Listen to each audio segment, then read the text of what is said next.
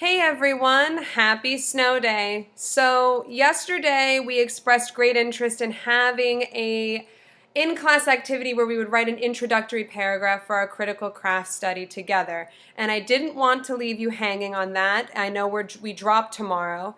So I figured I would try to put this together for you. This is my first time doing this, so bear with me. So there's a couple of things that I have open here that you're going to want to have open to make sure that you are writing a sufficient introductory paragraph for your critical craft study. The first is you should pull up that proposal brainstorming activity that you did for your proposal, because what you've done here is you've already laid out all the important things for your key idea. So it's just good to have it open to use as a reference. And then the other thing that I have open is, of course, the outline we put together. And we're going to work from this outline to write our introductory paragraph. So, like I always say in class, go piece by piece. So, the first thing we're going to look at is the purpose, which we've talked about 1,000 times when it comes to active reading, and that's the example I'm going to keep working with. So, active reading is the most crucial part of the composition classroom. Composition classroom.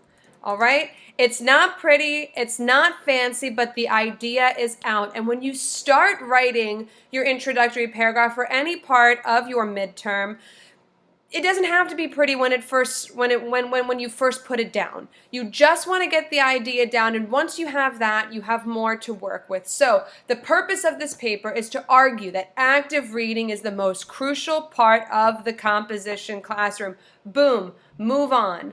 Now we want to move on into the overview of what, why, and how. What is active reading? Why is it important? And how are we going to look at it? So what is active reading? Why is it important? And how are we going to look at it? So the what? What is active reading, right? Active reading is the process of reading not only for comprehension, but for profound understanding and meaningful application. Easy. Again, that's just that definition. What is active reading? Active reading is the process of reading not only for comprehension, but for profound understanding and meaningful application. So again, you just lay out what your key idea is here. All right, and then the why. Why is it important? So let's look back to our outline, right? So why is it important? Let's see. We have some good things here: rhetorical understanding, persuasion. All of those things are important, right? That students have to have. Investigative skills we wrote here. If you're not taught active reading, you don't get meaningful investigative skills. So let's work with that. Investigative skills, rhetorical techniques and understanding, and persuasion and argument. So those are the things that we're kind of looking at here for why active reading is important. So by engaging in active reading, students are developing, again, like we read from our outline, crucial investigative skills as well as rhetorical techniques that are absolutely vital to persuasion and argument. Now maybe you're sitting here rolling your eyes and saying, but Miss Ferrone, how do I pick from my proposal which skills are the ones that I'm going to use to assert my idea? Well, you've already decided that looking at your proposal. You've already laid out what skills you're going to focus on and what techniques you're going to emphasize. Use those here in your introductory paragraph. So again, they can be whichever ones you think you're going to focus on the most, right? Does that make sense? I hope so. Okay. So now we have an issue. How is this an issue, right? How are we going to look at it? Why are we going to look at it? Why is this an issue? Active reading is not sufficiently taught, right? We've said that 1,000 times in class. It's not taught, we say. We don't like the PowerPoints, things like that. So I guess how we're going to look at it, how we're going to argue for it, is that active reading is not sufficiently taught at all. So active reading is not sufficiently taught at all. Boom. In fact, I will argue that it is not taught at all. Ooh, that's a little repetitive. That it is not sufficiently taught. In fact, I will argue that it is not sufficiently taught at all. Rather, it is a skill students are expected to just have, right? We've said that before. Your teachers just expect you to know how to annotate and analyze right off the bat. It is a skill students are expected to inherently possess. Good. Excellent. All right. So,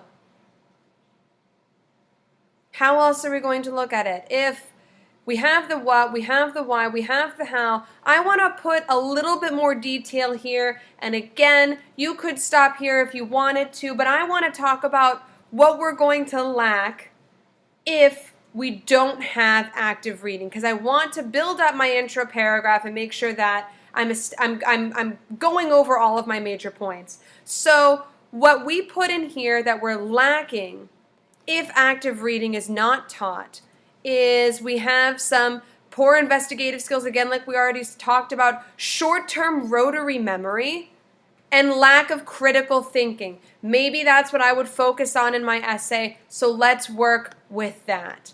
Okay, so when students are not taught to read actively, they are at the mercy of a, let's call it a system. That sounds nice and oppressive. A system that encourages rote memorization and lack of critical thinking. Boom, boom, boom. We hit all of our key points there. And if this looks messy, that's okay. We're just, again, getting our ideas out there. It doesn't have to be pretty the first time. So now your thesis. And this isn't a 5-paragraph essay, so what would your major points be for a thesis?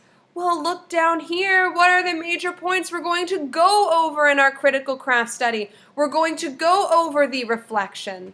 We're going to go over our investigation, our assertion, and our application. So we're going to talk about what we know about this subject personally. We're going to talk about what we're going to use to support our ethos. We've already established the overview of our argument here at the beginning of the intro, so we're going to jump right ahead to the application. So those are the big 3 things that we're going to focus on right here, right? Our experiences, which is that, well, our reflection, right? Our reflection, our sources / ethos, right?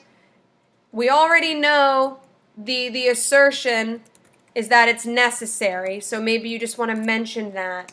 And then again, we have that application, all right? So those are the things that we want to cover in that thesis statement because, again, it's a roadmap. You want to hit all of those major points, which happen to be all of those big subheadings that you're going to use to guide your paper. So, by reflecting on my own experiences as a contemporary, because that's important, right? Contemporary student of composition, as well as the leading studies and scholarly opinions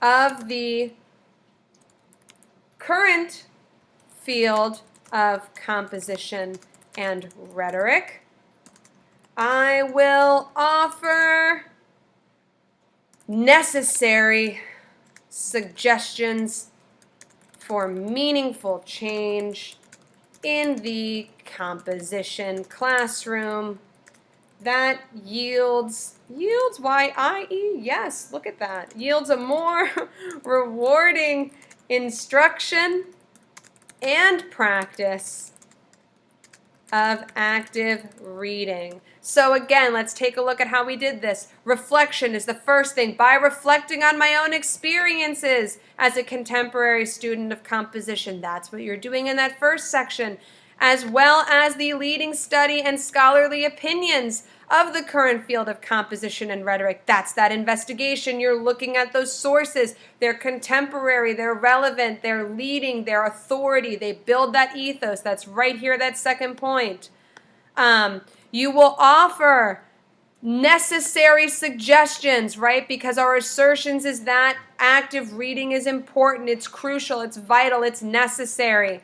And here again, we have that application, which is that meaningful change in the composition classroom that yields a more rewarding instruction and practice of active reading. And that means that right here for that that application, we've hit the change that needs to be done in the classroom and the change the students have to do. So it's that instruction and practice of active reading. So now you just come through here and delete all of this stuff, all of this excess stuff, right? We've just written it sentence by sentence. Let's take a look at what we've got, right? Again, guys, it's so important. Just go piece by piece, and it doesn't have to be pretty the first time around. You just want to get your idea out there, and then you can revise. Look at that meaty introductory paragraph. So let's take a look. Active reading is the most crucial part of the composition classroom. Active reading is the process of reading not only for comprehension, but for profound understanding and meaningful application. By engaging in active reading, students are developing crucial investigative skills as well as rhetorical techniques that are absolutely vital to persuasion and argument. Active reading is not sufficiently taught. In fact, I will argue that it is not taught at all. Rather, it is a skill that students are expected to inherently possess. When students are not taught to read actively, they are at the mercy of a system that encourages rote memorization and lack of critical thinking.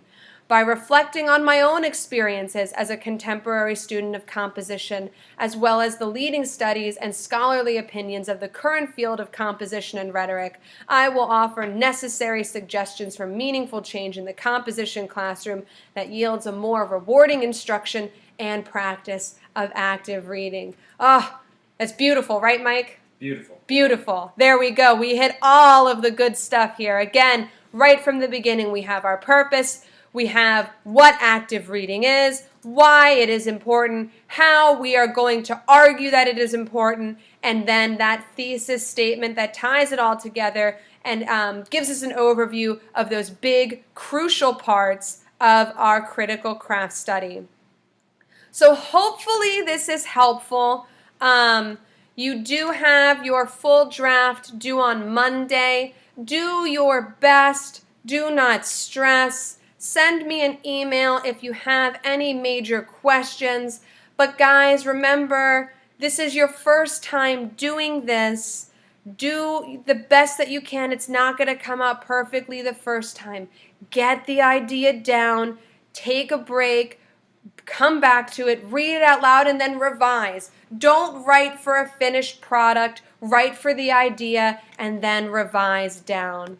So hopefully this was helpful. I hope you guys enjoy the rest of your snow day. Don't spend all day doing schoolwork. Take care of yourselves. And since I won't see you tomorrow in class, I hope everybody has a great weekend leading up to Thanksgiving break next week. And if you're one of the people that will not be here next week because you're going to be on a holiday, I miss you. Enjoy. Have safe travels. Yeah. All right. Bye, guys.